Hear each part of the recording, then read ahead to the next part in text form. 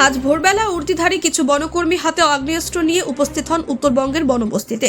তবে তারা কোনো কাঠ উদ্ধার অভিযানে আসেননি। তাদের উপস্থিতি ছিল সম্পূর্ণভাবে এক অন্য উদ্দেশ্য।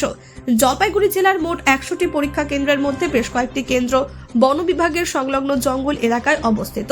বিশেষ করে ধূপগুড়ি ও বানারহাট ব্লকের মাধ্যমিক পরীক্ষার্থীদের জন্য এই এলাকায় পরীক্ষা কেন্দ্রে যাওয়া খুবই ঝুঁকিপূর্ণ। তবে পরীক্ষার্থীদের নিরাপত্তার কথা মাথায় রেখেই বন দপ্তর একটি বিশেষ উদ্যোগ গ্রহণ করেছে। বনকর্মীরা বন্যপ্রাণীদের করিডোরে অতিরিক্ত কর্মী নিয়োগ করেছেন এবং বন দপ্তরের গাড়ির মাধ্যমে পরীক্ষার্থীদের বাড়ি থেকে পরীক্ষা কেন্দ্রে পৌঁছে দেওয়া হচ্ছে।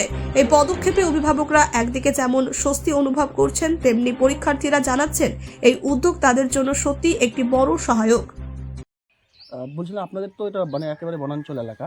আজ মাধ্যমিক পরীক্ষা চলছে, আপনাদের এই এলাকার যারা বাচ্চারা রয়েছে তাদেরকে বন দপ্তর তরফে গাড়িতে নিয়ে যাওয়া হলো, কীভাবে দেখছেন বিষয়টা?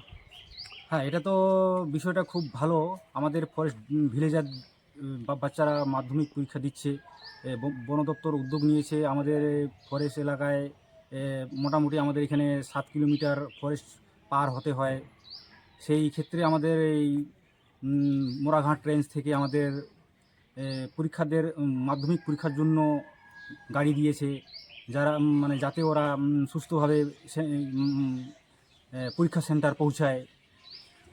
এই বন দপ্তরকে আমি অসংখ্য ধন্যবাদ দিব আর কি, যাতে এই ছাত্রগুলো সুস্থভাবে পরীক্ষা দিতে পারে। আচ্ছা, আপনার নাম? আমার নাম হচ্ছে শিমুল উরাও গোসাইহাট। আপনি এই এলাকার পঞ্চায়েত সদস্য? এই এলাকার আমি পঞ্চায়েত। ব্যুরো রিপোর্ট, নির্ভীক বার্তা।